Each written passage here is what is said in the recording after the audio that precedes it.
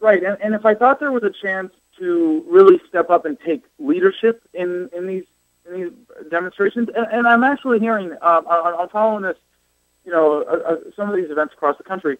In some of them, there are libertarians in leadership roles, but even then, I'm hearing some horrific stories about them getting shouted out or shut out of the leadership when they're advocating for free markets, and it's really disturbing. Oh, no. I never want to be in leadership role of this. You're right there. I don't want to be associated with these guys. When I'm the guy that just kind of showed up with a big armful of stuff, and it just kind of got passed out. And before the guys up at the front on the stage even realized it, I was already back home watching the coverage on TV.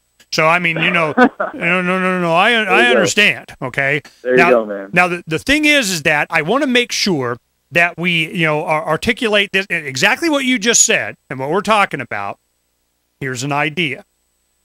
Now, we have been pushing the use of silver, and the silver calculator is an application you can get on your Droid and your iPhone and your BlackBerry and all this kind of stuff that we've been doing. And, what is this coin worth.info and all this kind of stuff. Now, what happens is we have a site. It's called libertytrade.net, where you put up whatever, it's like a cross between eBay and Craigslist, and you can bid on stuff, or you can buy it then. You put it up, and you select the value of each denomination for whatever currency you want. How many grams of gold, how many grams of silver, how many ounces, how much this, how many Federal Reserve notes, whatever, okay? How many eggs, chickens, it doesn't matter. So you put that up there, and they have that. So I'm going like this. I go, what if, as a counter to all of this demand for, controls, and I go, what if we went ahead and had the Levolution, we start putting, because we're going to do this. I'm already doing it. I'm just telling you. Now, what we're going to do is we're going to have an encouragement, get it all ready. We're working on it for about a month, because when Christmas comes, there's going to be that one thing you got to have, Elmo doll or some crap. And we're going to go ahead, and we may even take a loss. We go, you get a discount on this thing if you pay in silver. So we're going to encourage the Levolution. Any cool things they got an ATV they don't use. They got whiz bang, Ron Paul swag, whatever. We put it up, and we say, I take silver. Here's the application. Here's the download. This is how you determine this. Get big giant discount. I get silver. Silver, all over Craigslist, eBay, everything. I want silver. This is trade silver. You want to massage silver. You want to date me silver. You want to buy my motorcycle silver. So we're going to be pushing this and have a silver bomb on Craigslist and whatever other social media.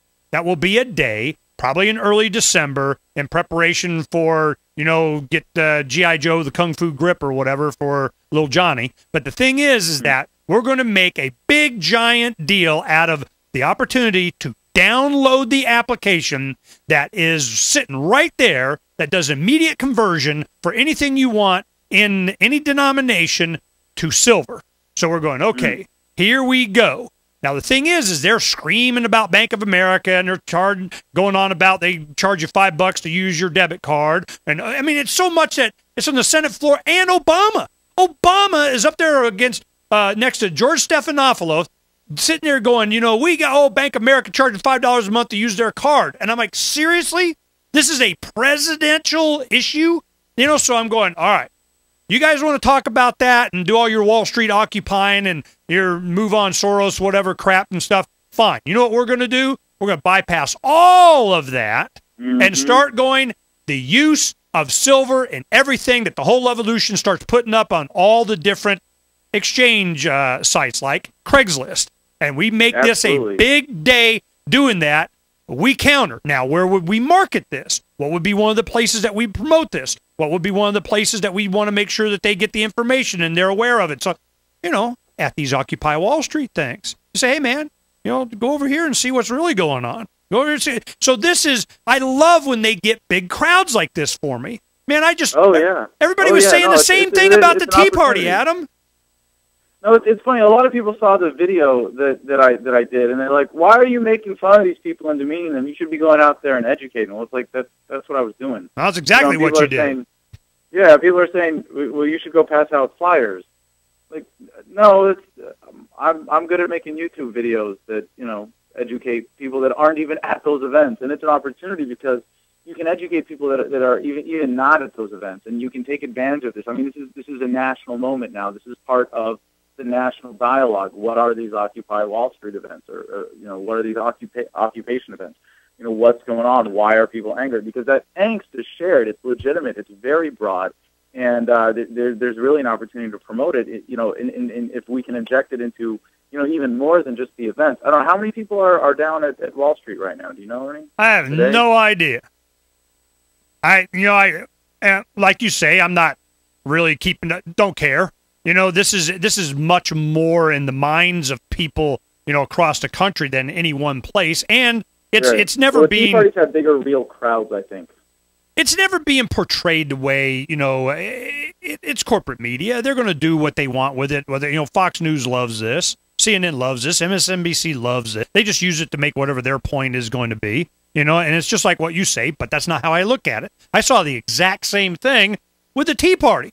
It was the same thing. We knew it started off with this Ron Paul deal, but what they do is they go, ooh, look how much money he made in a day. Well, guess what? It's ours now. I'm going, yeah, right. Well, we knew 2 years ago, or heck, more than that, it was 2009, we tracked the Tea Party Express. Who did that? It was RNC. This goes this guy to this guy to this. It's RNC. Okay, FYI, buddy, RNC. And to have the Tea Party up there with CNN sponsoring a presidential debate within, a year after formulation, or 2 years, that just tells you everything you need to know right there. Okay? So now I'm going, all right, let's go ahead. I want to play your answer to this guy. He's saying, to bring about social justice, of course. You need to use force for that. Let's go ahead and see what force against another human being is always morally wrong, no matter what the excuse or any individual's judgment of what is good for the rest of society. And any initiation of force is inevitably detrimental to human happiness. All right. I mean, I agree with that. It does do bad things sometimes. Force can be misapplied. But let me ask you this. When you have a wealthy, powerful class, how do you induce voluntary cooperation on them to maximize social justice? You don't induce voluntary cooperation. You don't tolerate force or aggression in any form. Well, so what's the solution then? Raise the standard of morality in society to condemn all forms of initiation of force between human beings. Well, you can set up a sort of ideological framework to encourage voluntary cooperation, but at the end of the day, the CEO of ExxonMobil or BP is just doing his job. He's still held accountable to a different set of obligations. You can have this private morality, and then you can have the obligations he has to deliver a profit to his shareholders. So how do you bridge that gap? The only way he has an advantage in the market in the first place is because force is applied by government in his advantage to keep out competitors. If there was a true free market, he wouldn't have that advantage. He wouldn't have that ability to gain an economic advantage through the force or threat of force by others. The reason that he has an advantage in the first place is because if people try to compete and get around the regulators that he's bought off or already figured out a way to comply with because of his existing concentration of economic force, of financial wealth, then you don't have the ability to compete. He's not initiating force. It's the government that's initiating force. And if you say the government should initiate more force, the government should have more control, what you're saying is that your ideas are going to be imposed on other people by force. I'm saying no, it is unacceptable to ever do that. Persuasion and peaceful cooperation is the only sustainable way to get past these problems with society today. Well, I mean, I obviously believe that my ideas are persuasive enough and beneficial enough to society that people should subscribe to them at the conclusions of their own reason and their own sense of right and wrong, but frankly, some people don't, and yes. And at the end of the day, you will use force against those people. I believe that it's the role of the government to use force. So, whoa! Ding, ding, ding, ding, ding, ding, ding. So, I mean, this is such an effective video that you did to demonstrate exactly what the philosophy is and the mindset behind these people and what happens when libertarian, freedom-oriented philosophy goes head-to-head with them. Because, he's the poster child for this. I mean, these guys, he's wearing the right glasses, he's got the right haircut, he's got the right sideburns, he's the boy to put up front. They're hoping to get a microphone in his face. He's ready. He wants to do battle. Oh yeah, he's people are saying that, oh Adam, you did a hatchet job on this protest and you went out and did selective interviews, and I was like, no, this is really representative. This was actually the most eloquent person I could talk to who could represent this perspective. And I got to be honest, I do admire his method of engagement in the conversation, and that's huge. He was willing to engage and speak directly, and as opposed to the other woman in the video. I don't know. I guess your listeners will just have to watch it to go see. Who, when confronted with the facts, says, "I disagree with your facts," and then runs away. Well, she was, she had a Harvard shirt on, so I imagine she went to Harvard.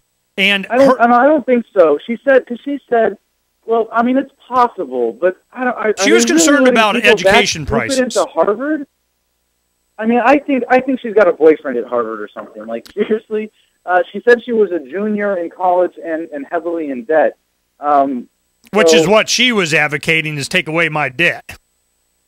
Yeah, and that's what's really sad about these protests, is that there's the huge element of this angst is, I'm being screwed, so don't give me the opportunity to help myself out. Don't give me the freedom to stand on my own 2 feet. Just coddle me. Just take care of me. Just get rid of my loans. Give me some more handouts. Get some more welfare going. Like, that's the sick attitude behind this, and that's what needs to be understood about the mentality of most of these people.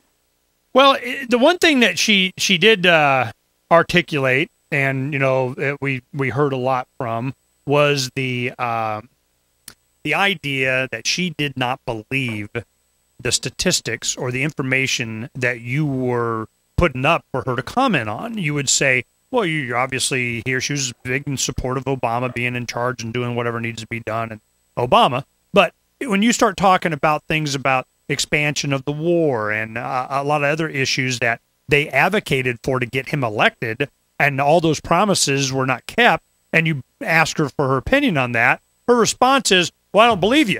And I'm like, where the heck have you been? Yeah, the depth of denial around people that are attached to Obama is disturbing. If these Wall Street protests, if the Occupy movement was really serious or really wanted to stand up for any legitimate sense of justice, they'd be calling for the impeachment of Obama. That would be one. I mean, maybe not the main demand, but that would be one of their demands, as opposed to saying, "Oh, Mr. Obama, please change your tune completely and stop being a tool of Wall Street and be a tool of the people now." They'd be calling for his impeachment, and I haven't heard a single voice out of any of these. I'm sure I'm missing some, but I'm not hearing anything. Anybody saying we got to impeach the president, and that's kind of disturbing. Well, what do you think they should be advocating? I mean, assume that they're, socialist, liberal, we want the government to take care of us kind of, I mean, if they got what they wanted, the least damaging to everybody, if you go, okay, we can agree on this one thing, what might that be? I mean, end of the war, and what does Obama have to do with it? There are a couple things that they could be calling for that I think libertarians would agree on, that they could actually use to broaden their movement, which are, government shall not types of things, like, government shall not start preemptive wars or continue these illegal wars and bring the troops home. I think that's, something that people can get behind, because that's, we all pay for that. We all pay the price of that, every American. And now most conservatives are against the wars, and sadly it's mainly because Obama's the one behind them. But, that they can win conservatives over that. How about an end to corporate bailouts? Most conservatives would get behind that too. We don't need bailouts for corporations. I mean, nobody's for that. No one in America is for too big to fail. No one supports the idea anymore. People want the too big to fail institutions to fail now, and it's about friggin' time. To say stop printing money, stop devaluing the currency, to take that power away from the government.